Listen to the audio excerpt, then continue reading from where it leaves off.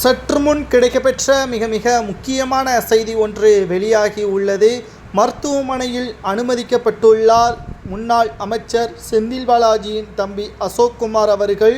அமெரிக்காவிற்கு உடனடியாக செல்ல வேண்டும் என்று மருத்துவர்கள் அனுமதி கடிதம் கொடுத்தால் மட்டும்தான் நீதிமன்றம் அதை பெற்றுக்கொண்டு செந்தில் பாலாஜியின் தம்பி அசோக்குமார் அவர்களுக்கு ஜாமீன் வழங்கப்படும் அமெரிக்கா செல்வதற்கு. அதாவது கடந்த சில வாரங்களுக்கு முன்பாகவே நாம் பதிவு ஒன்றை செய்திருந்தோம். செந்தில் பாலாஜியின் தம்பி அசோக்குமார் அவர்களது உடல்நிலை மிக மோசமாக இருக்கிறது, இருதய பிரச்சனை என்பதையும் நாம் பதிவு செய்திருந்தோம். குறிப்பாக உடனடியாக அமெரிக்காவில் உள்ள தனியார் மருத்துவமனையில் சிகிச்சை மேற்கொள்ள வேண்டும் என்ற தகவலையும் நாம் பதிவு செய்திருந்தோம். தற்பொழுது நீதிமன்றமும் சிகிச்சை மேற்கொள்வதற்கு இந்தியா உகந்த இடம் கிடையாதா, எதற்காக அமெரிக்காவிற்கு செல்ல வேண்டும், கடந்த 1.5 ஆண்டுகளாக அசோக்குமார் தலைமறைவாக இருந்தது போதாதா, அமெரிக்காவிற்கு சென்று இந்தியா வராமல் நாடகமாட மீண்டும் ஒரு திட்டமா, அசோக்குமார் அவர்கள் வாக்குமூலம் கொடுக்க வேண்டும், இல்லை என்றால் அமெரிக்காவில்தான் வைத்தியம் பார்க்க வேண்டும் என்று இந்திய உயர் மருத்துவ அதிகாரிகள் தெரிவிக்க வேண்டும் கடிதம் மூலமாக என்ற 2 கருத்துக்களை நீதிமன்றம் முன்வைத்திருந்தது. இந்த நிலையில்தான் அசோக்குமார் அவர்கள் தரப்பினர்கள் தற்பொழுது கால அவகாசம் கேட்டிருந்தனர்.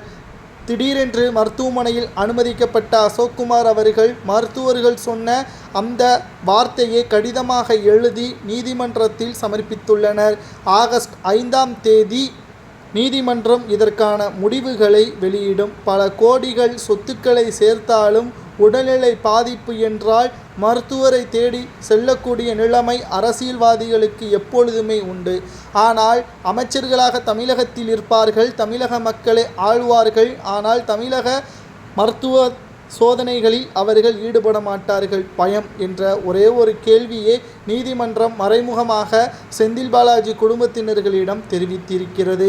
செந்தில் பாலாஜி அவர்கள் மருத்துவமனையில் அனுமதிக்க செய்யப்பட்டதை தொடர்ந்து அசோக்குமார் அவர்கள் உடல்நிலை எப்படி இருக்கிறது என்பதை பார்ப்பதற்காக கண்ணீருடன் செந்தில் பாலாஜி அவர்கள் மருத்துவமனைக்கு வந்ததாகவும் தற்பொழுது தகவல்கள் கிடைக்கப்பெற்றுள்ளது.